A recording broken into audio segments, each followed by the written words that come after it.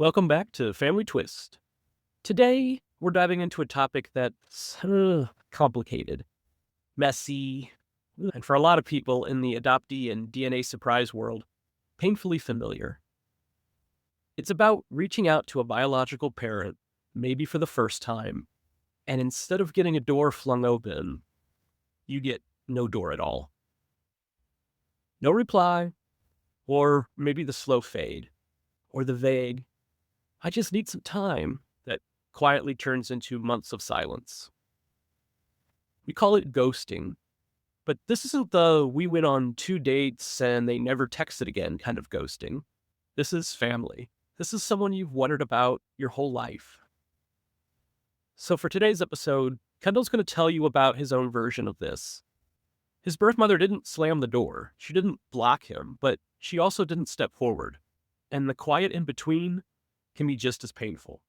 She did respond at first, said she needed time to process, and I thought, okay, I've waited decades, I can wait a little longer. But that's where it stayed.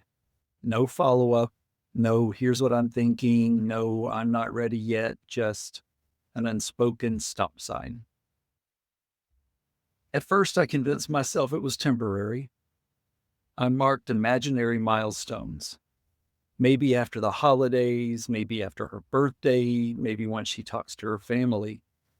Months went by and it sank in. This wasn't a pause. This was the answer, a soft no. And a soft no can hurt more than a blunt one because you keep looking for hope in it. I wasn't trying to blow up her life. I wasn't asking for instant mother-son closeness.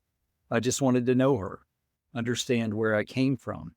And having that met with nothing, it's difficult not to take it personally. That is one of the crueler parts of this. It just leaves you to fill in the blanks.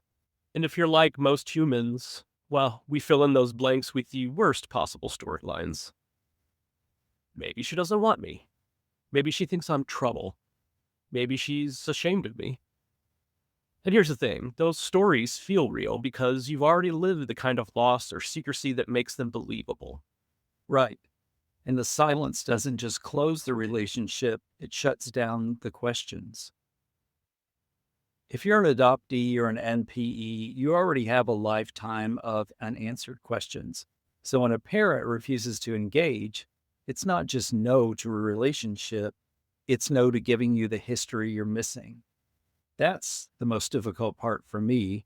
It's not just that I can't know her, it's that I may never get the answers she holds. Okay, let's slow this down and pull apart the why. Not to excuse it, because you and I both know the impact is still the same, but it can help separate their stuff from your worth. I've played out scenarios in my head. I used to think that maybe she's never told anyone she had a child. Maybe her spouse doesn't know. Maybe her other kids didn't know. And letting me in means unraveling her whole story. Maybe she's afraid or ashamed, or she's convinced herself I'm better off without her, which is not her call to make. And then there's that possibility she just doesn't have the emotional muscle for it all. Loves you in some abstract kind of way, maybe, but the act of sitting down and talking about the past is a weight that she's never trained to lift. And for you, knowing all that doesn't erase the fact, it just still stings. Yes, but understanding helps me stop treating her silence like it's my fault. I've lived there for a while, thinking if I'd worded it differently, timed it better, maybe she'd have said yes. That's the trap. You can exhaust yourself trying to find the perfect message that would have, quote, fixed it. And maybe there never was one.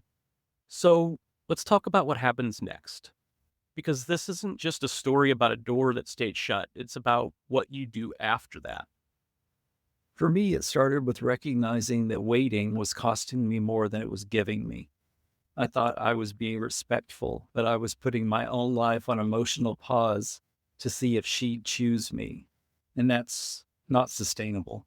And letting go of the weight, that's a tricky beast because it could feel like letting go of hope. But there's a difference between keeping a little ember alive and sitting in the cold waiting for someone else to get firewood. Exactly. I still have that ember, but my life doesn't hinge on it.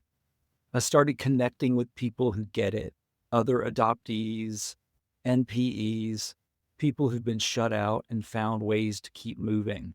That was huge, realizing I wasn't defective. I gave myself permission to feel everything. I wrote letters I'll never send. Sometimes that was the only way to get the words out. And that's just reclaiming your voice because ghosting can make you feel like you don't even get to speak. What you've done is actually the opposite. You've made sure your voice is louder than the silence. Hmm. This part's directly to my birth mother. If you ever hear this, I want you to know I tried. I gave you time, I gave you space, and in return, you gave me silence. I'm not angry like I used to be. I'm sad, I'm disappointed, but I'm okay. I don't need your permission to exist. I wanted you in my life, but I don't need you to validate it. I wish you peace, and I wish you'd said something, anything, instead of disappearing. If you've been ghosted by a birth parent, here's what you need to know. Their silence is theirs. It doesn't belong to you.